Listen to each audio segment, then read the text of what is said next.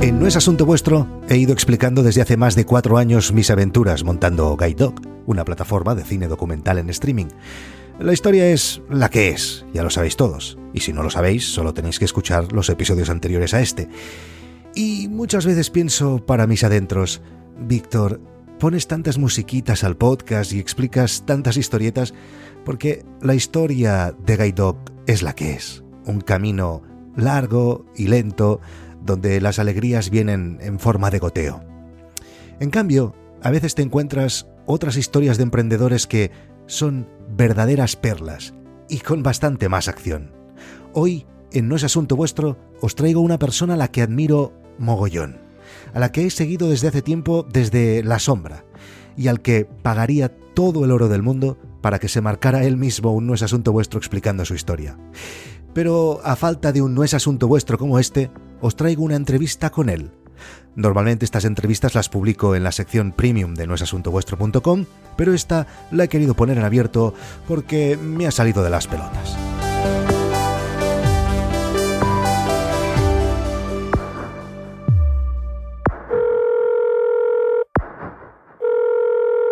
Tengo que reconocer que la entrevista de hoy está motivada básicamente por interés personal. El invitado de hoy comenzó su carrera analizando videojuegos, siguió creando y dirigiendo una de las plataformas más importantes en español sobre este tema, sobre los videojuegos, y ha acabado haciendo, sin dejar del todo lo anterior, un giro en su carrera que lo ha llevado a crear una de las agencias más importantes del mundo de influencers. Xavi Robles, bienvenido a No es asunto vuestro. ¿Qué tal? ¿Cómo estás, Víctor? Pues de puta madre. Estoy muy contento de que estés aquí, de verdad. Me hace mucha ilusión porque yo creo que te descubrí hace muchos años con Reload, que es el podcast que hacéis de videojuegos, aunque tengo que reconocer que nunca he sido muy gamer. Pero es que me interesaba mucho la manera que tenéis de contar las cosas y, no sé, la salsa que creabais alrededor de vuestra temática de los videojuegos.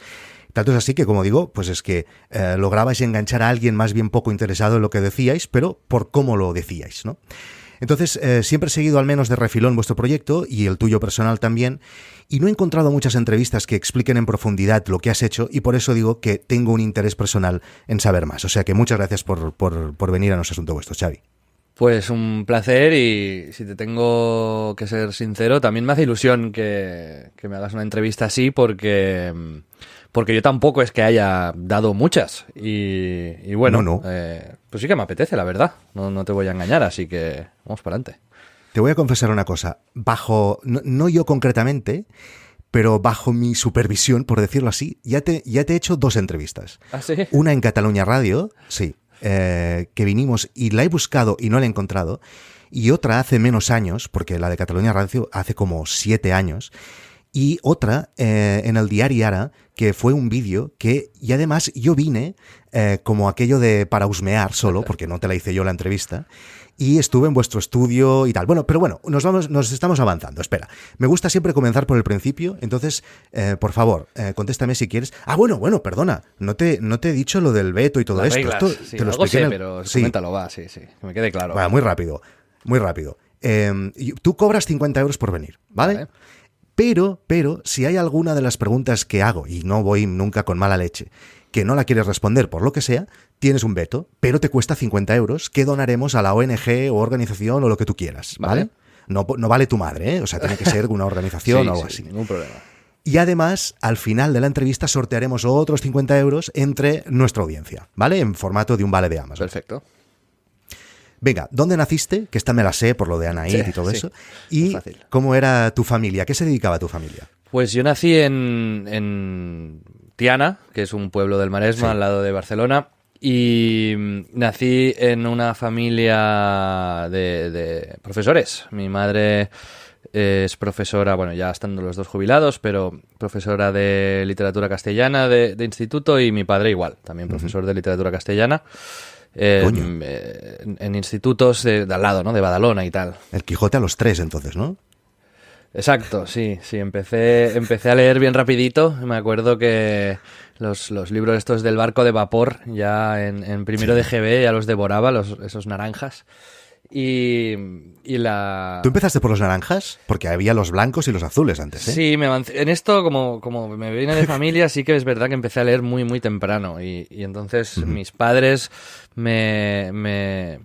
¿sabes? Me recompensaban con las cosas que me gustaban a cambio de yo leer. Entonces, pues ya al final, como leía mucho, pues ya me empezaron con los naranjas y sí, muy tempranito. Estaba enganchadísimo, ¿eh? Porque las cosas que te gustaban eran ya los videojuegos a temprana edad.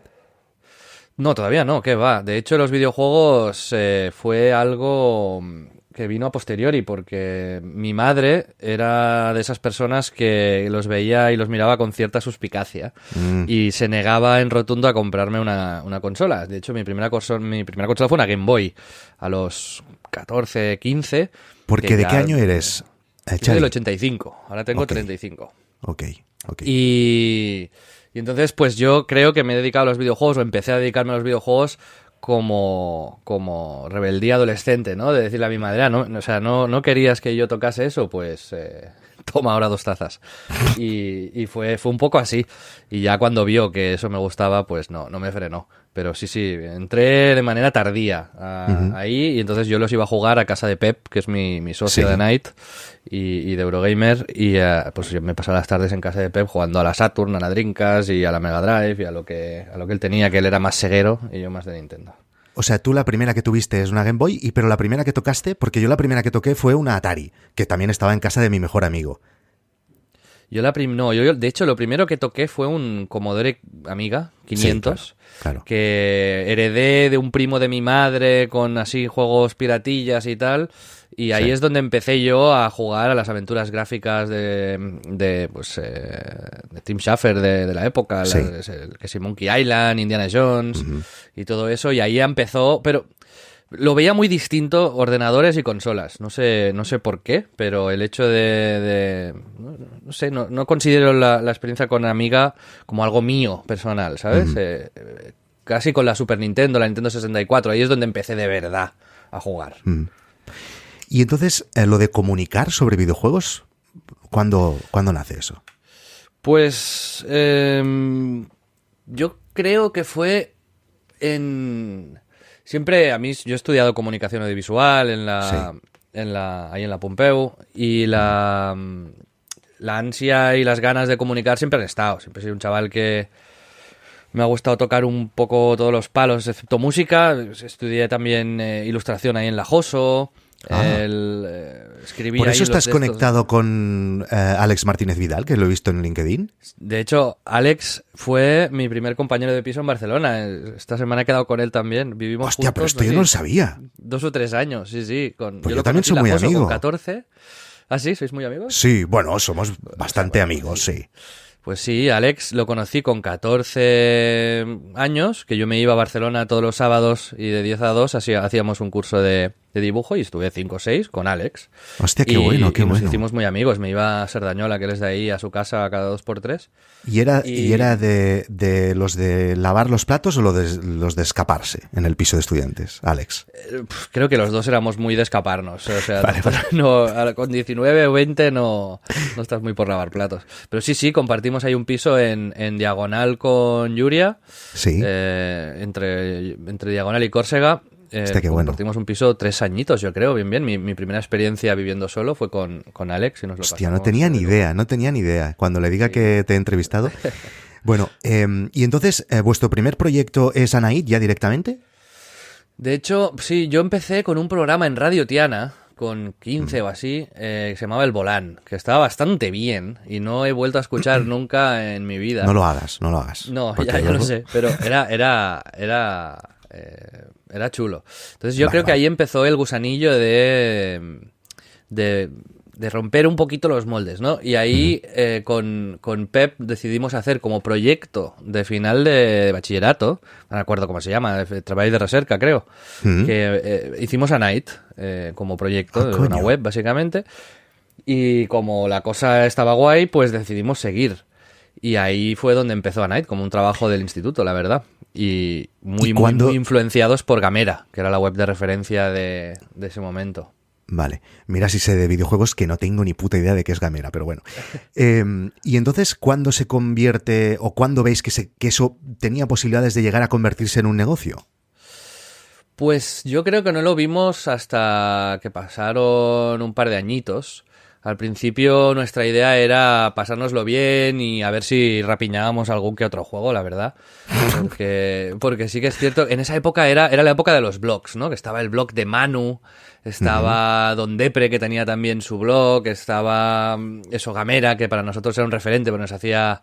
Gamera era una web que ahora existe, la relanzaron, y de hecho soy muy amigo de muchos de los que tenían la web en ese momento. Y trataba los videojuegos con humor y de una manera además muy muy irreverente. Por ejemplo, me acuerdo de un análisis del Rock Band inicial que hizo mi amigo Israel Mendieta, que básicamente el análisis ponía es caro, y esto era el análisis entero del videojuego, ¿vale? Pero es que también... no hace falta decir nada más, o sea, exacto, si algo es caro es que no vale la pena pagar por eso él. Era el análisis. Entrabas ahí con tal ilusión a ver qué dicen del Rock Band, es caro, punto, ya está. Y hicieron una obra de teatro de Nintendo. Hicieron también una broma espectacular con Yamauchi, que era el presidente de Nintendo histórico. Sí. Crearon un bulo que se creyó medio mundo, salió en IGN, en GameSpot, en las grandes revistas mundiales, de que había ido Microsoft a comprar Nintendo y que Yamauchi se había ofendido mucho y había subido encima de la mesa y se había sacado los huevos, básicamente, y había dicho "Suck my yellow teeny balls". Entonces ese rumor la gente se lo creyó. Y fue hilarante. Y luego hicieron hasta camisetas de eso. Bueno, en fin, que básicamente nos enseñaron a Pep y a mí una manera de hablar de videojuegos que conectaba mucho más con nosotros que los análisis tradicionales, que eran más, pues bueno, críticas parecidas a lo que sería pues más una guía de compras, ¿no? Más que un análisis de verdad. Entonces eso es lo que nos gustó. Estabais haciendo Anaid, pero era como un side project y mientras hacíais la carrera, me imagino, ¿no? Exacto. Yo estudiaba eso que he dicho, comunicación audiovisual, y Pep, biotecnología. Sí, que es muy fuerte. Y nos pusimos ahí, que Pep es un coco, ¿eh? El tío sí, ya se le nota. Sí. Y, perdona, bachillerato 9,8, una locura, sí, el tío es madre un mía. crack. Sí.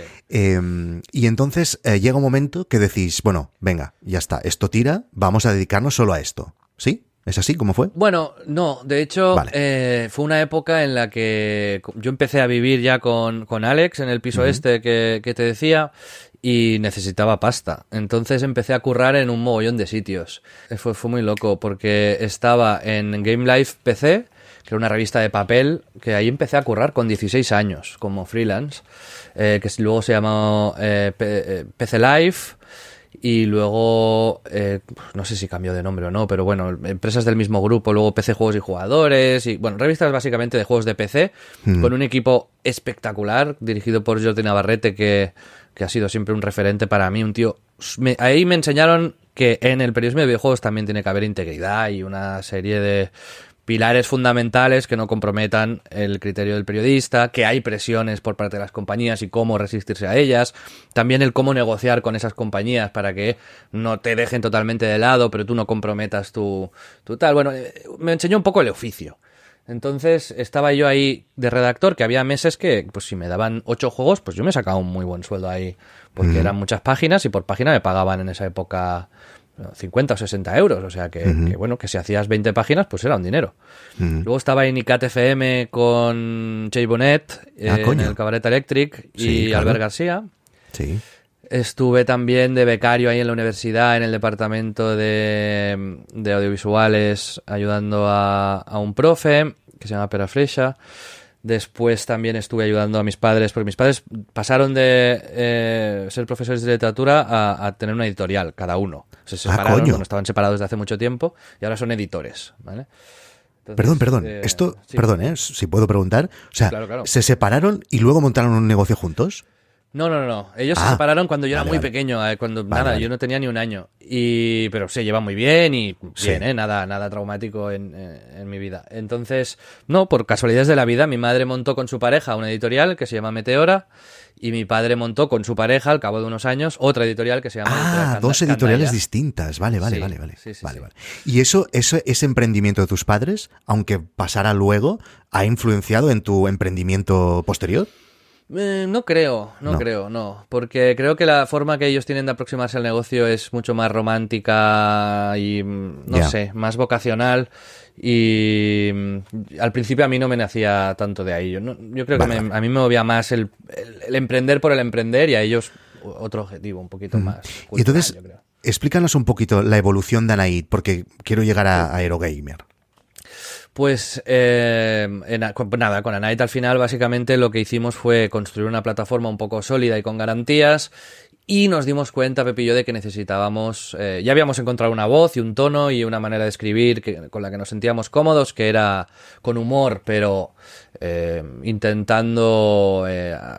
aportar valor también, aparte de hacer cachondeos, ¿eh? Exacto. Y ahí es donde empezamos a conocer a gente que escribía muy bien, ¿vale? Por ejemplo, Víctor, que es Chico Nuclear en Anait, o a José María Sempere, que está en Eurogamer, a Borja Pavón, a Fran Pinto, que en paz descanse, nos dejó el año pasado y ha sido siempre un super pilar para todos nosotros. Sí. Y entonces cuando vimos que nos estábamos rodeando de tanto talento, pues ya pudimos ofrecer un producto al mercado que tenía algo de valor, ¿no? Entonces yo lo que hice fue inventarme algunos formatos publicitarios y con un poco de jeta ir a Madrid constantemente, cada mes y medio o dos, a hablar con las distintas distribuidoras de videojuegos a venderles estos formatos, ¿no? En plan el takeover, el skin de fondo, el cambiar el logo cuando tal, el no sé cuántos.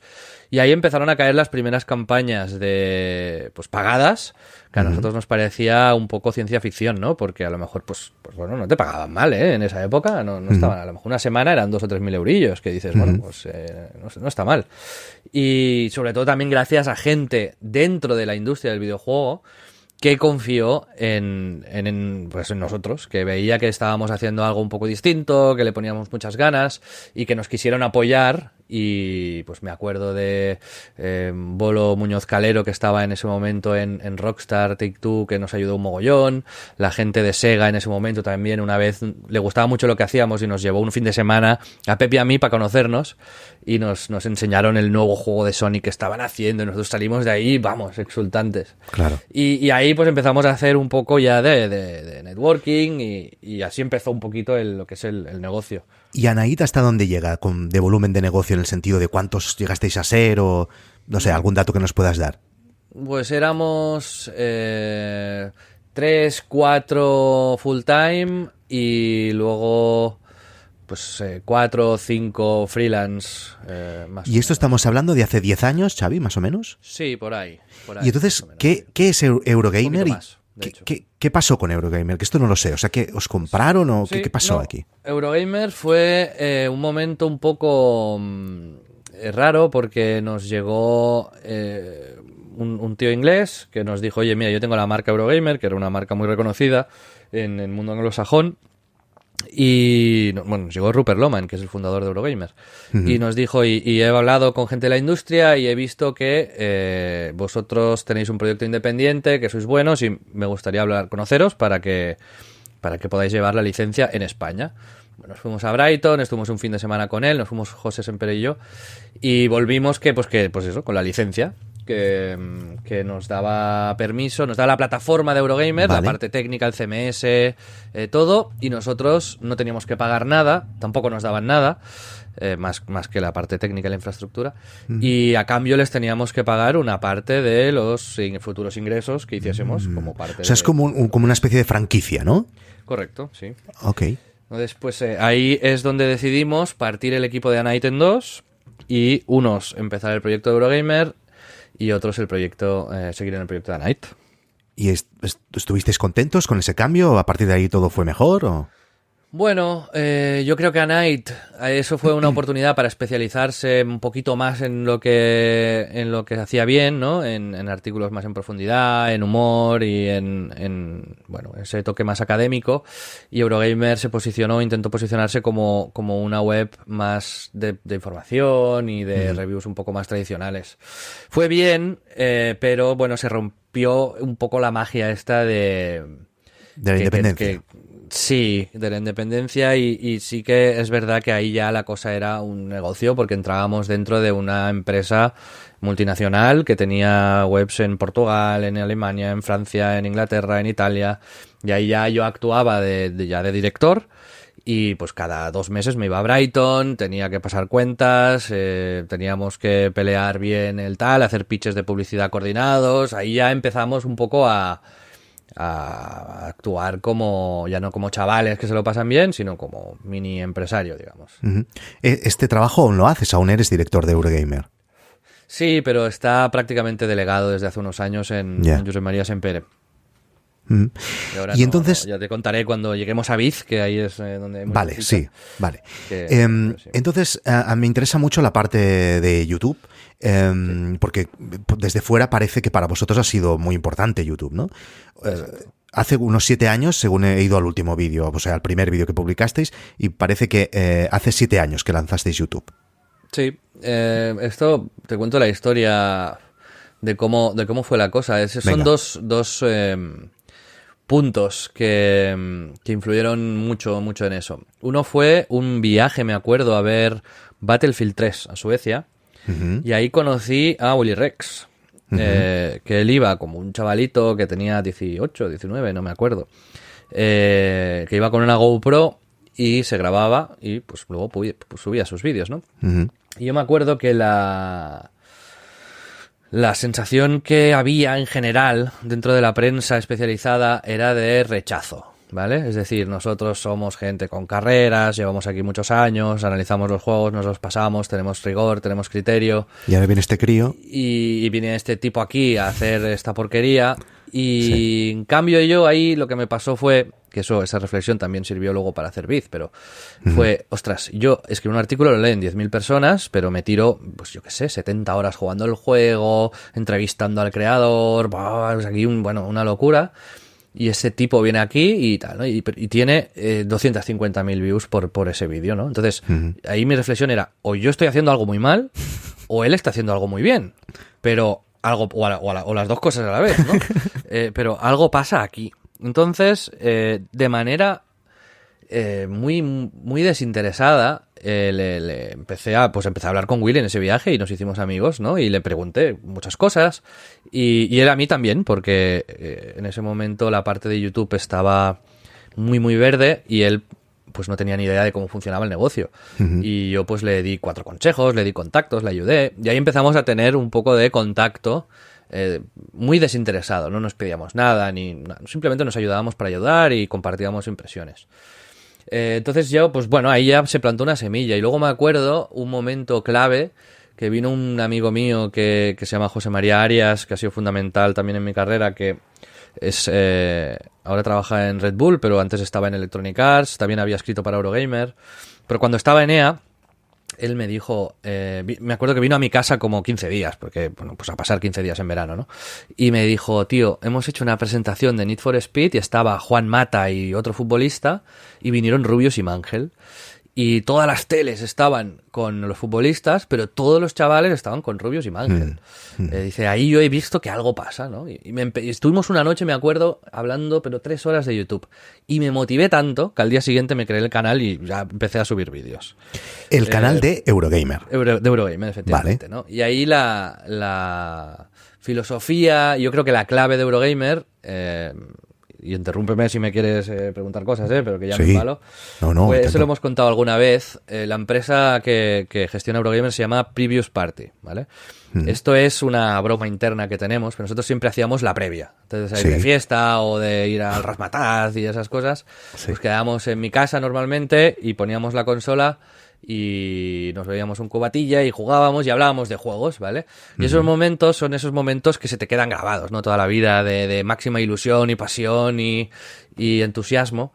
Y entonces, pues pues creímos que la manera de conectar con la gente era intentando transmitir eso, ¿no? Claro. Lo que nosotros sentíamos en las previas.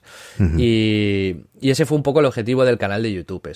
No vamos... tenemos la oportunidad de ponerle cara a nuestros nombres, ¿no? Que hasta ahora siempre habían sido algo escrito en web o en papel, y de darle personalidad a los textos, pero si vamos muy a lo periodístico no vamos a generar ningún tipo de engagement. Entonces creo que ese equilibrio entre profesionalidad, rigor, pero también humor, proximidad, pasión, fue lo que marcó la diferencia y lo que hizo que Eurogamer, que no había sido líder en nada, no era líder en audiencia, no era líder en redes sociales, quizás en calidad, pero bueno, eso es muy subjetivo, pues fue líder en YouTube. Y ahí es donde nos puso en el mapa, ¿no? Porque ahora estáis en casi 2 millones de suscriptores, 1,8 me parece que es, pero estamos hablando de hace 7 años. ¿Tú recuerdas cómo fue esos inicios? Y eso sí que te lo pregunto por propio interés, porque yo también tengo un canal de YouTube donde hace 3 años que colgamos vídeos, un vídeo cada semana, y solo tenemos 20.000 suscriptores, y sé la travesía del desierto que supone, sí, a menos ha supuesto para nosotros estos primeros años. ¿Cómo fue para vosotros? Sí, me acuerdo que tardábamos lo mismo de pasar de 1 a 500 seguidores que de 500 a 5.000. Y, o sea, era muy desesperante el crecimiento inicial, que era muy lento. Por suerte, bueno, yo creo que aquí hay una mezcla de que el formato que hagas funcione, que la gente que lo hace tenga cierto gancho, construirte una personalidad online que sea atractiva y que conecte con la gente, y luego pues colaborar con otros, moverlo, viralizar algún vídeo, y si entras un poco en el bucle positivo, YouTube te recompensa mucho y te ayuda mucho a crecer. Pero tienes que pillar esa tracción con algunos vídeos, con algunos formatos. En nuestro caso, por ejemplo, los tops de Borja Pavón pues fueron algo que nos ayudó mucho a viralizarnos y servían un poco de excusa para que la gente nos conociese luego pues con el like, las noticias, que era un contenido más denso, más específico. Y esa también en combinación de viralidad con espesura nos ha funcionado. Enseguida llegaremos a Biz Agency, porque ya creo que hemos vislumbrado un poquito la semilla de donde nace todo. Pero entonces, en esa época, antes de comenzar con Biz Agency, ¿cuál eran los ingresos de Eurogamer y Anaid por porcentajes? O sea, el volumen, ¿por dónde os llegaba? Recuerda que esto es entrevistas para emprendedores, por eso te hago esta clase de preguntas. Sí, no. Nosotros, no me acuerdo cuánto estábamos facturando en ese momento, pero no estaba mal, ¿eh? Nos permitía pagar a, pues éramos a 6, 7, 8 personas, a un sueldo de entre 1.000 y 2.000 euros a cada uno, y pagar colaboradores. O sea, eso era... Pero te preguntaba, perdona Xavi, por porcentajes, o sea, ¿qué es lo más importante para vuestro negocio? ¿Venía de las marcas de Anaid? ¿Venía de YouTube? ¿Venía de las marcas con YouTube? Venía sobre todo de la publicidad en web en Eurogamer. Vale. Entonces, con los años, eso se fue equilibrando con YouTube. Porque en YouTube nos entraron patrocinadores regulares que cada mes nos pagaban un dinero a cambio de unas activaciones fijas, y también lo que era una venta mixta de publicidad, donde poníamos pues una semana de publicidad en la web y pues X contenido en YouTube. Siempre hemos sido muy transparentes cuando hemos hecho publicidad en YouTube, ¿no? Y la comunidad lo ha aceptado muy bien y decíamos, mira, esta es la semana de tal, de los cascos HyperX, pues venga, pum, pum, pum, y esto tal, y bien. Y así entonces combinar estas dos cosas nos funciona muy bien. Precisamente, por de casualidad, mientras preparaba la entrevista, vi un vídeo de hace un par de años en el que anunciabais un acuerdo con Microsoft, con esta plataforma que ya no sé si existe, o a lo mejor sigue. No, o sea, la semana pasada, de hecho, desapareció. Ah, sí, coño, vaya, sí que ha sido oportuno. Bueno, se ha unido con Facebook Gaming. Vale, y entonces explicabais que habíais llegado a un acuerdo con ellos, que eso os permitiría, bueno, enseñabais un montón de ordenadores nuevos, que era un acuerdo con otra marca, etcétera, y allí creo que era el cambio porque yo os había conocido en un estudio que compartíais, atención, con, ahora se llaman topes de gama, pero antes se llamaban Android for All, ¿no? Aún estáis con ellos, ¿no? Seguimos, exacto, sí, son muy, muy buenos amigos, tanto Carlos como Jaume. Y estabais en Bailén, ¿no? Creo, y luego os cambiasteis a un sitio nuevo donde estáis ahora, ¿no? Luego estuvimos en Provenza con Nápoles, y que era además una oficina estupenda con una terraza que daba a la Sagrada Familia, donde hacíamos unas barbacoas fantásticas los fines de semana. Sí. Y ahora estamos en Paseo de Gracia. ¿Coño? Sí. Coño, vale. En las oficinas de Biz, de hecho. Ah, entonces, vale, perfecto. Sí. Venga, pues vamos a Biz, porque tú llega un momento en el que haces un giro, ¿no? De 180 grados, básicamente. Sí, para acabar de contextualizar la última época de Anaid Eurogamer, que creo que también es relevante para situarme a mí como emprendedor y entender un poco mi camino.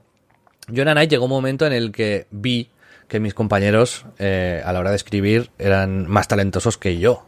Chico Nuclear, Pep, Pinhead.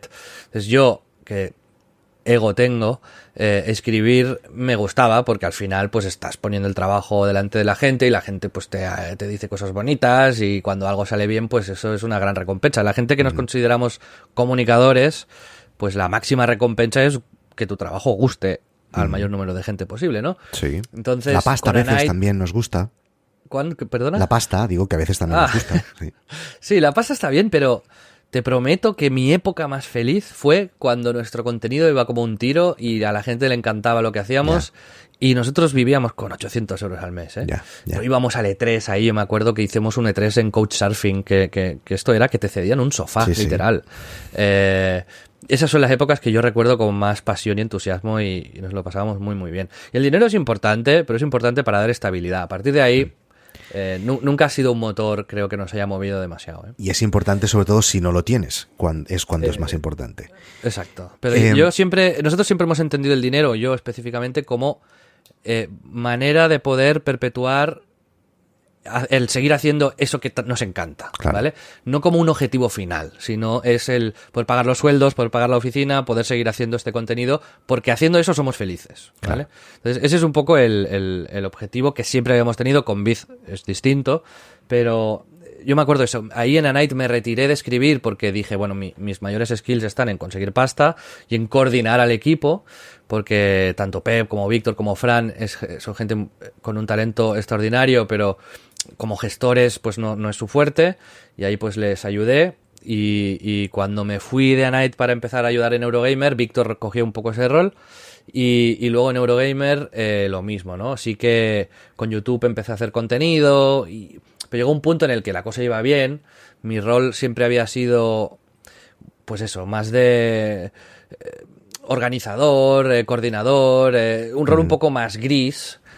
Tenemos gente con mucha personalidad en el canal de YouTube y era poco agradecido para mí porque no brillaba mucho y bueno, aprendí a convivir con ese rol, ¿eh? Pero mi perspectiva era que eras el jefe, como que eras el que coordinaba la cosa, que eras el que pues daba paso. Bueno, esa es mi perspectiva desde fuera, ¿eh? Sí, así era, así era, pero de cara al público sí que la gente pues le hace mucha gracia pues las bromas y el humor y el tal. Y el rol o sea, la gente me decía, pues que frenas a los demás, que los cortas, es que no sé qué. Y yo, coño, pero es que si no el programado... Alguien tiene que poner orden, hostia. Exacto, ¿no? Y entonces, pues... nada, yo sí que tuve una época de bajón ahí donde me pues sentía que lo que hacía pues no estaba siendo suficientemente gratificante, ¿no? En ese momento, porque, pues bueno, por A o por B, que luego fue, mirándolo con perspectiva, fue un bajón temporal, ¿no? Realmente no había motivos para pensar así. Porque, perdona, no te lo he preguntado, ¿en qué estás casado? ¿Tienes hijos? ¿Qué relación, qué de su familiar tienes? ¿Situación? Sí, estoy casado, ¿Sí? pero no tengo hijos, ¿no? Vale, muy bien. Entonces, pues en esa época, básicamente, la parte de contenido, eso lo explico en un vídeo que tenemos, se llama E3 la película, que está muy guay en el canal, y me sincero un poco, ¿no? Vale. La parte de, ya estaba ya acumulando toda la parte de conseguir dinero, que toda la responsabilidad recaía en mí, toda, el 100%, y la parte de gestión del equipo, de hacer que todo el mundo se entendiese, de inventar nuevos formatos, y ahí me colapsé un poco, porque eran demasiadas cosas, demasiada presión, y cuando tanta gente depende de ti y al final te frustras un poco laboralmente, y ahí pues pues apareció Biz, y ahí es donde yo decidí... ¿Pero qué quiere decir apareció Biz? ¿Biz es una idea tuya? Sí, exacto, es una idea. Entonces, mía, sí, ¿cómo aparece? A ver, ¿qué? Es en esa época y años posteriores a lo que te he contado de Willy, pues me fui dando cuenta de que no era solamente Willy, era más gente la que estaba haciendo contenido ahí. Sí. Y vi que había negocio, ¿vale? Entonces ya tuve la idea de, hombre, ahí hay algo, ¿no? Entonces me acuerdo que Willy un día me dice, oye Xavi, yo hago un mogollón de cosas, me están empezando a llegar mails con propuestas y no tengo ni idea de cómo gestionarlo porque yo me dedico a hacer contenido y esto pues no... Tal, ¿qué te parece si me lo llevas tú, ¿vale? Me haces de agente. Vale. Y Y ahí yo dije, bueno, espera, que yo tengo un trabajo y una empresa y yo me dedico a otra cosa. Pero lo comenté con Jordi Torras, que es mi socio de Biz. Sí. Jordi Torras es un tío que tiene un estudio de desarrollo en Barcelona, se llama Uplay, que es bastante grande. Ha hecho, bueno, son 30 personas y llevan varios años, más de 10 años haciendo juegos. O sea, que es un empresario y tal, que yo le había conocido en una feria en Valencia, ya hemos conectado mucho. Y un día haciendo un café le dije, oye, tú te pondrías conmigo, tú que eres más de números y yo un poco más creativo, ¿te pondrías conmigo a ver esto? Y me dijo, mira, si los 5 youtubers más grandes nos dicen que sí, yo le veo potencial y nos ponemos a dedicar unas horas a la semana. Y entonces... Iba fuerte, claro, porque que te digan que sí, los 5 youtubers más grandes, coño. Pues es que claro, los 5 youtubers más grandes en ese momento que eran Rubius, sí, Mangel, Alexby, Willy Rex y Vegeta. Que son los entonces, que estoy viendo ahora todos mismo en la web sí. de Biz Agency. Fuimos a hablar con todos y nos dijeron, sí, tenemos esta necesidad, no tenemos a nadie que nos ayude. Venga, vale, vamos a probar. Entonces yo le dije a Toti, pues mira, han dicho todos que sí. Y empezamos Toti y yo a media jornada, compaginando yo Eurogamer y él su trabajo en Uplay, sí, con el inicio de la representación de youtubers que les hacíamos todo. Y al final era una labor al principio de abrir mercado, porque las marcas no tenían ni idea de que era un influencer, de que era un youtuber, y la pedagogía que tuvimos que hacer fue extrema. Y entonces, claro, estamos hablando de hace 4 años esto. No, 7 años. 7 años ya hace, vale. 7 años, sí. Muy bien. Y ahora, Biz Agency, ¿en qué se ha convertido? ¿Cuántos youtubers tenéis? Mira, ahora Biz sí, nos compró una empresa francesa. Ah, coño. Una empresa hace 3 años, sí. Vale. Eso está muy bien. Que se llama Webedia. Sí. Y Webedia es propietaria de todo lo que era Weblogs SL. Sí. O sea, Taka, Vida Extra, Motor Pasión, Directo al Paladar. Es propietaria de 3D Juegos, es propietaria de Sensacine, de IGN, de Millennium y, bueno, un mogollón de cosas. Vale. Entonces, y de Biz. ¿Vale? Sí. Entonces, ahora mismo en Biz somos unas 50 personas, empleados, y representamos unos 25 youtubers. Vale. ¿Vienen ellos a vosotros o son los de siempre o los vais a buscar vosotros? Mira, nosotros desde el principio, y creo que es lo que nos ha hecho triunfar, sí, bueno, llámale triunfar, llámale seguir vivos, sí, pero la verdad es que nos ha ido muy bien, no me voy a quejar. Ha sido porque, perdona, que... perdona, Xavi, que te interrumpa justo aquí. Porque os compraron, esto significa que tú eras propietario del 50% de la empresa, entiendo, y esto es un exit y por lo tanto de ahí sacaste una buena tajada, ¿no? Correcto. Recuerda que tienes un veto, ¿eh? Sí, no, vale. Efectivamente. Ahí digamos que me dejé de preocupar del dinero. Vale, perfecto. Lo que pasa es que nos compraron cuando Biz ya tenía 3-4 años, ¿vale? Sí. Entonces son los últimos 3 en los que hemos estado trabajando, 3-4 con Webedia. Al principio, sobre todo, nuestra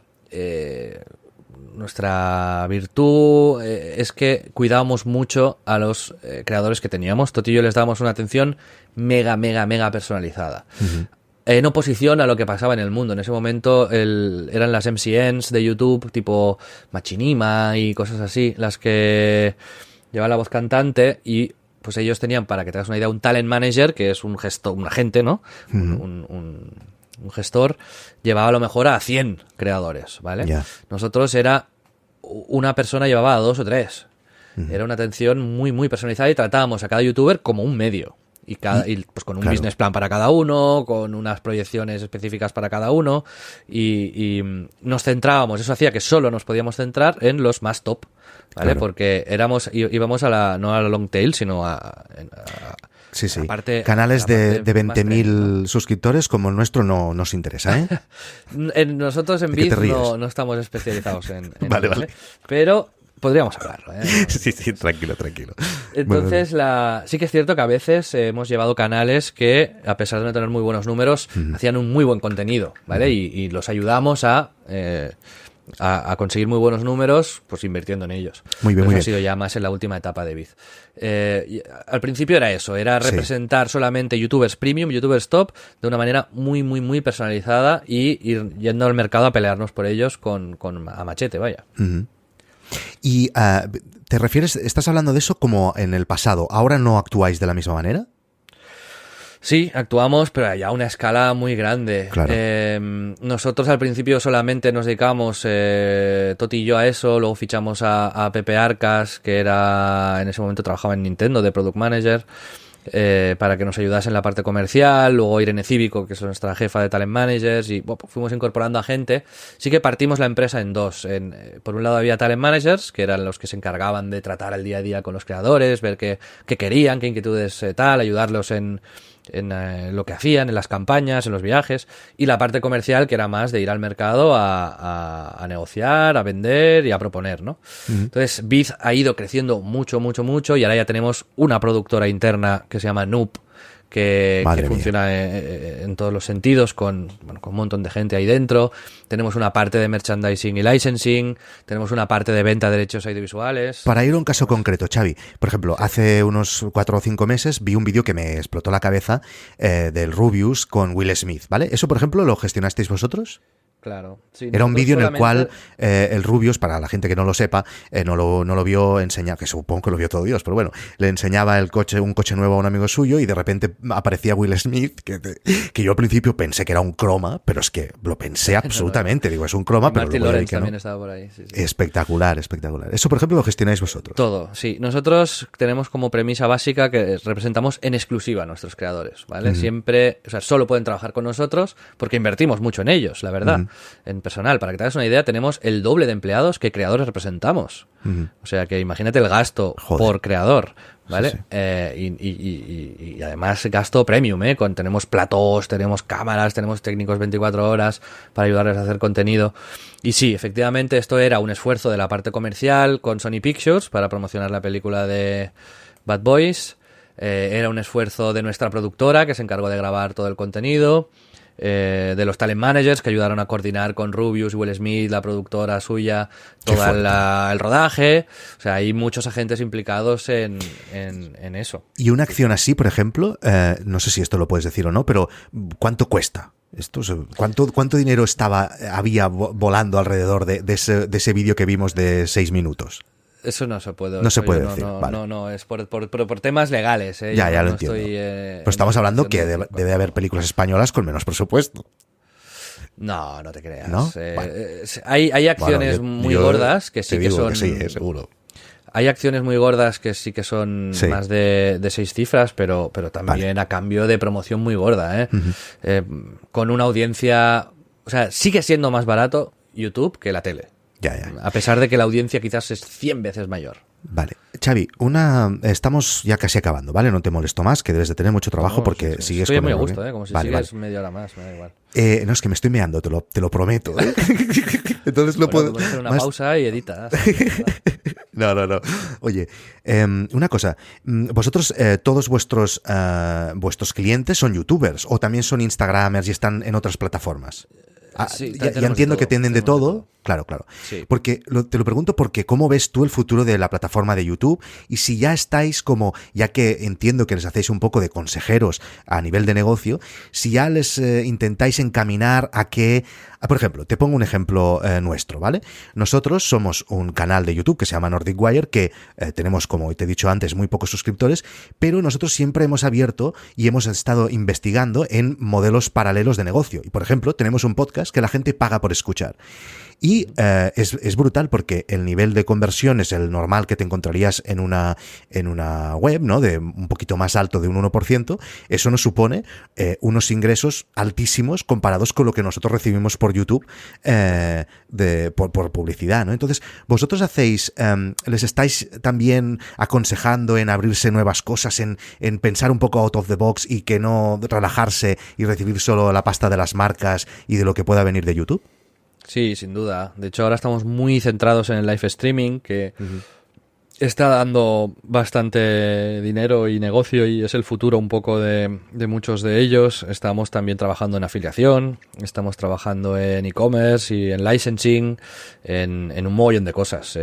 Sí que la parte publicitaria cada vez más es no residual, pero sí que menos importante y ha perdido peso dentro de lo que es su plan de negocio. Claro. Así que sí, nos dedicamos a todo eso sin duda. Y como que la audiencia cada vez está más abierta a pagar por su contenido, por contenido que le gusta, pues explorar eso, pues supongo que debéis estar dándole muchas vueltas.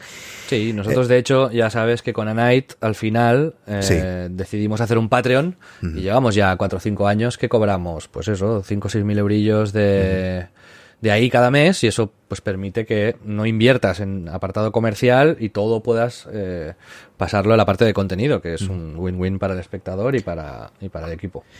Oye, Xavi, y una pregunta ya más personal. Un tipo que siempre ha hecho tantas cosas como tú, que como decías al principio que tenías 8 trabajos a la vez, etcétera, y que ahora has tenido un éxito que te ha solucionado la vida, yo estoy seguro y que debes de tener algo en el cajón o preparado, o un cambio o algo, ¿no? ¿Qué? Sí. De hecho, son 2 proyectos que quería también compartir contigo, porque a mí me hace mucha ilusión y creo que son bastante guays. Una cosa que a mí me hace un poco de ilusión es que todas las empresas que yo he hecho, las hemos hecho con 3.000 euros, ¿vale? O sea, lo mínimo. Nunca hemos empezado una empresa con inversión inicial. Entonces estoy bastante orgulloso de haber podido aportar, pues convertir algo que no valía nada en algo de valor, ¿no? A Night y Eurogamer, pues ahí están y llevan más de 10 años funcionando y varias gente viviendo de ello, y esto me hace muy feliz. Y Biz sí que se convirtió en un negocio que, como hemos dicho, pudimos vender y que por suerte pues ha ido muy bien. Ahí nosotros lo que hicimos fue vender una parte de las acciones y luego pues ir vendiendo más y más, pues ya un trato que teníamos de exit con el grupo, ¿no? Sí. Y seguiremos en Webedia, es decir, voy a seguir ahí junto con Toti, con mi socio, y esto, pues bueno, sí que es los próximos años los voy a dedicar ahí, quizás en un rol, ya veremos, pero quizás con un poco más de responsabilidad también. Ya comunicaremos quizás algunas cosas, pero bueno, estamos trabajando mucho en producción, estamos trabajando mucho en formatos, pero después, aparte, yo he hecho 2 proyectos, uno más pequeñito y uno más grande. Uno de ellos es Dux Gaming, que no sé si conoces. Sí.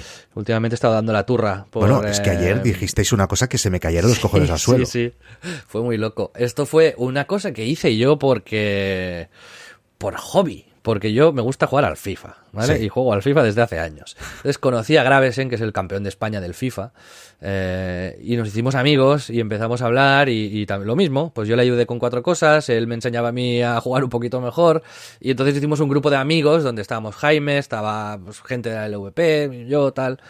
Y ahí pues también, ¿no? Vi que, coño, aquí hay una oportunidad de hacer algo. Y hablé también otra vez con Toti, que cuando tengo un socio intento que sea siempre el socio para todo. Le dije, Toti, aquí en el FIFA, ¿por qué no creamos un equipo? Hacemos de laportas virtuales y casi como una broma decidimos hacer Dux, que era apoyar a Jaime y a la vez una excusa para crear una marca, una identidad, una afición. Queríamos investigar un poco por ahí, ¿no? O sea, no lo hicimos así, venga, a ver si salen, pero sí que había ese componente de aprendizaje que queríamos explorar. Y entonces pues la cosa empezó a ir bien y ganamos la liga. Y a partir de ahí fichamos a Mario Fernández, que es estaba en Electronic Arts llevando la comunicación de FIFA, y lo trajimos como CEO de Dux. Y, ostras, algo que empezó como una tontería, pues ahora hemos hecho una ampliación de capital y ha entrado Thibaut Courtois, portero del Madrid, y Borja Iglesias como socios. Sí. ¿Y ayer? Y ayer anunciamos que compramos un equipo de segunda división. Es que no se acordaba. O sea, el tío ayer compró un equipo de fútbol y no se acordaba. Que te lo he tenido que recordar. Qué bueno. Entramos como copropietarios, pues porque es un reto, ¿no? Y al final somos el primer equipo del mundo en pasar de lo virtual a lo real. Qué brutal. Entonces, las sinergias que se van a generar, imagínate el contenido que se puede hacer cuando un equipo de segunda B que juega fútbol real lleva tu camiseta, tu escudo y tu nombre. Y tienes un estadio, y tienes césped, y tienes fichajes, y... es brutal, o sea, vamos a poder hacer un mogollón de cosas. Joder. Es un poco como la estrategia de la Wii, que era, queremos ser la segunda consola de todo el mundo, ¿no? Pues todo el mundo es del Barça o del Madrid o del Betis o del Sevilla, pues queremos que todo el mundo sea de Dux, ¿no? También Hostia. como segundo equipo que une a gente de muchos países y de muchos lados. Esto me recuerda un poquito a una cosa que aún en la productora que tenía antes, diseñábamos programas de televisión, etcétera, y una propuesta que puedo explicar perfectamente que hicimos a La Sexta, de hecho se la hicimos a Roures y a Tacho Benet, era comprar las acciones de un equipo de bajito, como si dijéramos, de segunda B o algo así, como habéis hecho vosotros, y que la audiencia pudiera decidir los cambios, los entrenos, a través de votación. Claro. Pero bueno, nos dijeron que no. Pero bueno, tú ya lo puedes hacer, mira. Nosotros ahora tenemos la flexibilidad de que podemos emitir las cosas por Twitch, claro. que tenemos a DJ Mario, que es el youtuber más grande del mundo de FIFA, también como presidente honorífico y socio del equipo. Qué bueno. Y entonces, pues eso, pues las posibilidades para hacer contenido y brutales. la posibilidad de participación del socio de Dux, ¿no? Que va a ser algo global, son la hostia. Así que la dirección deportiva y la gestión del club corre a cargo de los dueños históricos del equipo, que es Stephen Newman, que lo ha hecho además estupendamente. Es, por cierto, el único club de segunda B creado en el siglo XXI, el Internacional de Madrid, que es el que hemos comprado. Sí. O sea, que es un club moderno. Eso que ahora se escucha mucho odio al fútbol moderno. Bueno, pues en este caso yo creo que no vamos por ahí. Pero sí que yo creo que no es tanto una excusa ni para hacer dinero ni para tal, sino más para hacer contenido y probar cosas nuevas y a ver si podemos entretener a la gente y a la vez hacer algo chulo y profesional de una manera un poco distinta. Y es un reto que a mí me motiva mogollón. No, ya se te ve. Pero perdona, es que joder, esto motiva mucho si te gusta el fútbol y todo, Juan, es brutal. Pero perdona, has dicho 2 proyectos que tenías en mente y este era el pequeño. No, este era grande. Ah, vale, perdón. ¿Y el pequeño? Otro, bueno, con Toti sí que es verdad que hemos invertido en algunas empresas últimamente, pero no muy fuera del sector, son más inversiones particulares, pero una empresa de limpieza, una empresa de vale. bebidas y cosas así. Pero ahora... Y tienes un restaurante también en Cerdañola, ¿no? Exacto, ahí va. Vale. Con mi socio Marca Gelet vamos a lanzar en septiembre, octubre, si todo va bien, en Barcelona, en el centro, ahí en Vía Augusta con Diagonal, qué bien. un restaurante que se llama Demo, sí, que va a estar muy guay. Teníamos uno en Cerdañola que Eso fue te iba a un poco decir, la prueba sí. piloto. Y ahora el de Barcelona va a ser más top. Y para todos los que les gusten los videojuegos, no va a ser un restaurante temático de videojuegos, no va a haber recreativas ni bandas sonoras de fondo, pero sí que va a haber muchos guiños y... Si te gustan los juegos, te vas a sentir ahí bien, porque vas a notar la pasión que tenemos por ellos, tanto Marc como yo. Además de comer estupendamente bien, porque Marc es un cocinero que ha sido top 1 de TripAdvisor en Barcelona, vaya, o sea, es un super crack. Así que también estoy súper ilusionado con eso y es también de los proyectos que más ilusión me hacen, a pesar de no conocer mucho el sector, que esto me asusta un pelín, pero bueno, ahí vamos. Muy bien, Xavi. Oye, ha sido un placer absoluto hablar contigo. La entrevista, te lo juro que ha sido 100 veces mejor de cómo me lo imaginaba. Bueno, de verdad. Y además otra cosa muy importante, y es que aquí, en No es Asunto Vuestro, donde yo, en No es Asunto Vuestro, no sé si lo conoces o no, pero yo desde el inicio he ido explicando la aventura de la creación de mi startup, ¿vale? Que es una plataforma de cine documental que está disponible en todo el mundo. Y entonces luego a partir de aquí ha surgido esto de las entrevistas. Y la verdad es que siempre explico que las cosas cuestan un montón y que, bueno, pues que todo es difícil y tal. Y, pues bueno, ver un caso como el tuyo en el que hay un éxito tan claro y que las cosas te han ido tan bien, que ya sé que ha costado un montón y que has trabajado y que has sudado sangre, sudor y lágrimas, pero que pues eso, ver unos resultados tan buenos como el tuyo y que te lo has pasado tan bien y que disfrutas y que puedes hacer tantas cosas e invertir en nuevos negocios, tú no sabes lo feliz que me he hecho y estoy seguro que todos nuestros oyentes han disfrutado un montón como yo. Xavi, ha sido un placer. Muchísimas gracias. Te digo eso como broche final el de esto, ¿no? Que nunca el dinero ha sido un objetivo principal y siempre lo que nos ha movido ha sido el divertirnos, pasárnoslo bien y que el negocio tenga sentido. Nunca hemos hecho algo para venderlo, sino que hemos hecho algo para disfrutarlo y para que aportase valor y creo que ese ha sido algo que a la larga se ha notado. Y me da un poco de pena que no me hayas hecho una pregunta que te haya podido vetar, porque quiero dar los 50 euros a una ONG. Así que pregúntame pues algo muy loco, te lo veto. A ver, espérate. Y lo donamos. Algo muy loco, yo qué sé. Yo qué sé. Hostia, algo puta. Sexual, yo qué sé. Te voy a decir ¿Sexual? que no. Para decirte que no, que te la lo última conteste, entrevista es que la última entrevista era una mujer y pasó lo mismo y me dijo que le preguntara de qué color llevaba las bragas. Entonces, si quieres... ¿Llevas bragas pues en la este veto, momento? veto la pregunta. Vale, muy bien. Vale, pues Y le ¿sabes? damos los 50 euros ¿A a quién? Open Arms. Ah, perfecto, puta madre, Open Arms, de acuerdo.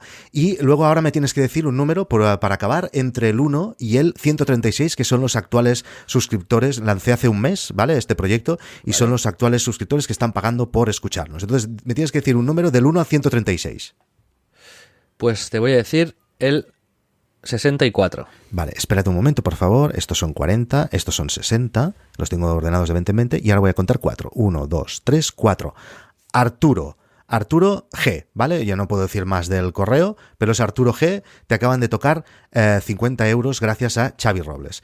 Xavi, una vez más, muchísimas gracias. Ha sido un placer hablar contigo y me voy a mear, pero ya, tío, porque es que me está a punto de reventar la bufeta. Vale. Cuando quieras volvemos a hablar. Víctor, un abrazo. Vale, Xavi, un abrazo muy fuerte. Hasta ahora. Chao.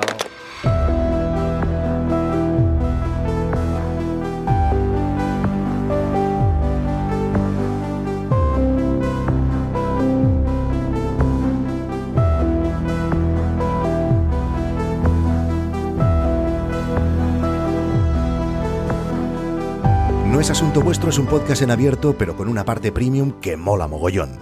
Cada semana entrevisto a emprendedores que cobran 50 euros por venir y en cada entrevista sorteamos otros 50 euros en vales de Amazon entre la audiencia. Además, ahora también incluye cada semana un nuevo formato de podcast donde explico con más profundidad cómo hago las cosas, cómo me organizo, cómo utilizo herramientas concretas, cómo compagino mi vida familiar y mi emprendimiento, etc.